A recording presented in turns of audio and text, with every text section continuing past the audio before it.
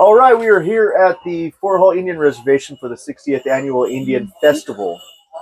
We are here at the Veterans booth for the Fort Hall Veterans Organization, and I'm here with the veteran who is going to go ahead and introduce herself and the service in which she was in. Yep, my name is Develynn Hall. I am in the Idaho National Guard as a sea burn specialist for the past 3 years. And what is your role? What is your job within service? So with the National Guard right now, I am in charge of any of the sea burn equipment, sea burn being an acronym for a chemical, biological, radiological, and nuclear specialist. Our job is to defend any of those types of attacks with any radar equipment, with the gas mask, the striker vehicles, anywhere we need to be. And what caused you to decide to join the service? That's a good question. I guess hearing stories about my grandfathers serving back in Vietnam and all of the great stories I would hear from my family about them and their character just inspired me to want to be on a path like that and have that experience for myself. So that was one of the biggest reasons why I decided to serve. And during your time in service, where else have you been? Where has your service and training taken you? Haven't gone anywhere cool yet, but no, I really enjoy what we do. I'm in a field artillery unit right now, and I really enjoy the guys and appreciate all the hard work that they do working on the paladins and all the trainings we do out in the field. So if you could describe it in a brief sentence, how would you describe your service currently? I think right now where I'm at, I am very content with what I've done and what I've been doing. I can't wait to do more, and I plan on staying in as long as I can because I really enjoy the culture and what we do, and I've never felt more a part of a team. And during your time in service, just like most military branches, pretty much all military branches, they have their own customs and traditions. What would be your favorite custom? I think one thing I look forward to every year is going to the military ball, and what we have is a grog. So basically, it's our senior leaders putting a bunch of random items in this grog for everybody to drink, and there's a certain significance for it. And I know one item every year is a dirty sock that gets put in there, worn by one of the junior soldiers. So I think that's one of my favorite. Is just, it's weird, but I don't know, once you're in for so long, you're with the weird. And during your time in service, what would you consider something that you've learned, something that you've been through training on, that you still carry with you to this day? That's a good one too. I guess it would have to come from one of my drill sergeants in basic training. Our senior drill sergeant Sice, we were his very last cycle, and you could tell he was very passionate about what he did. And one advice he left us with was to inspire, and that kind of stuck with me and the rest of everybody else I was with.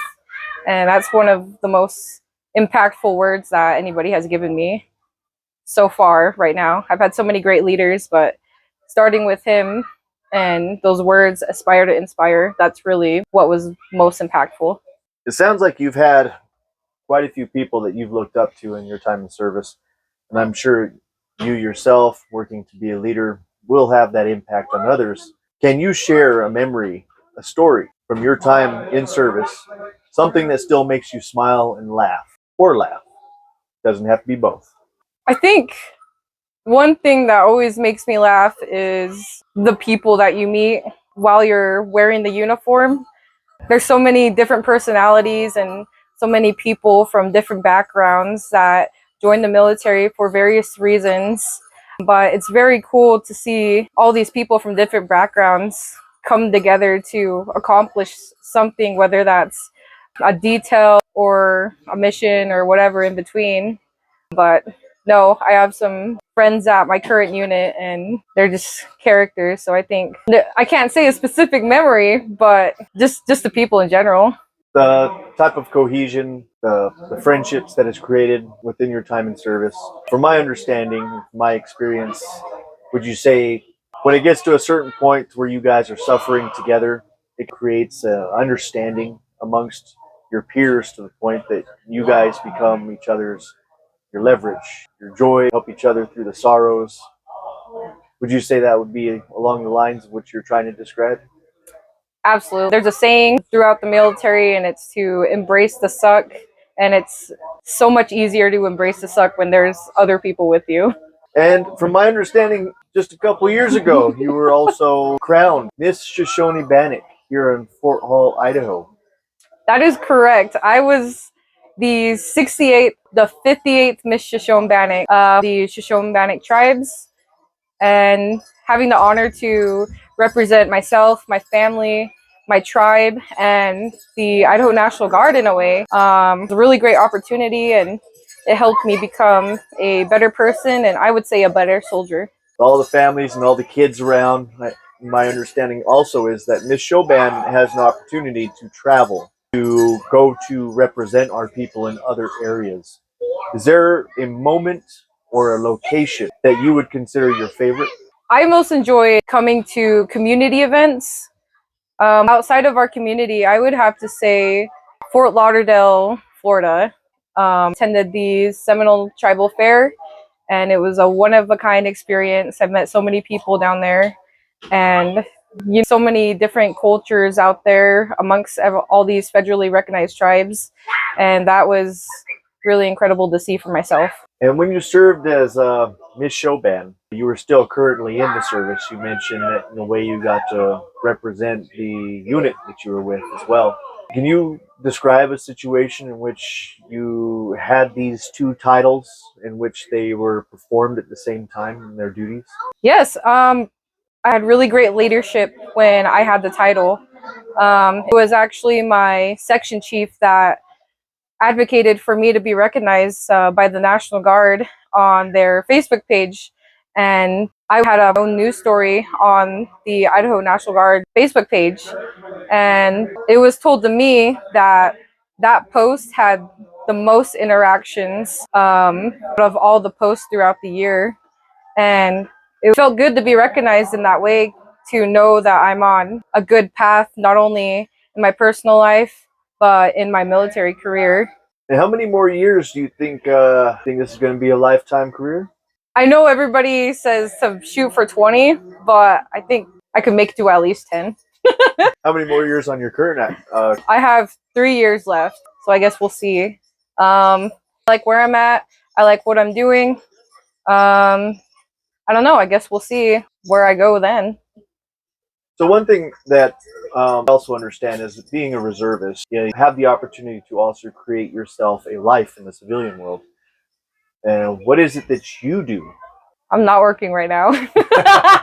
Well, the Boys and Girls Club was something that I know that you were helping run or running at the time, at least a year ago.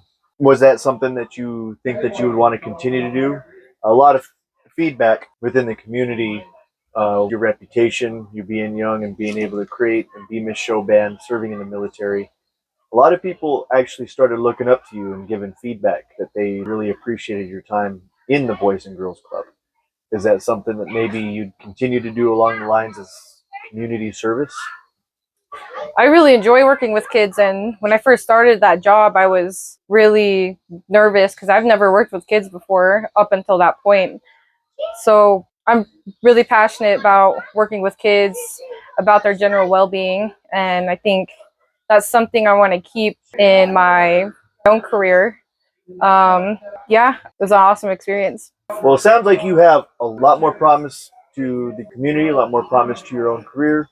And we here at the Fort Hall organization, we wish you the best. And we're hoping that as time goes on, we'll get an opportunity to interview you again, get a little bit more insight into the progress of Develyn's life.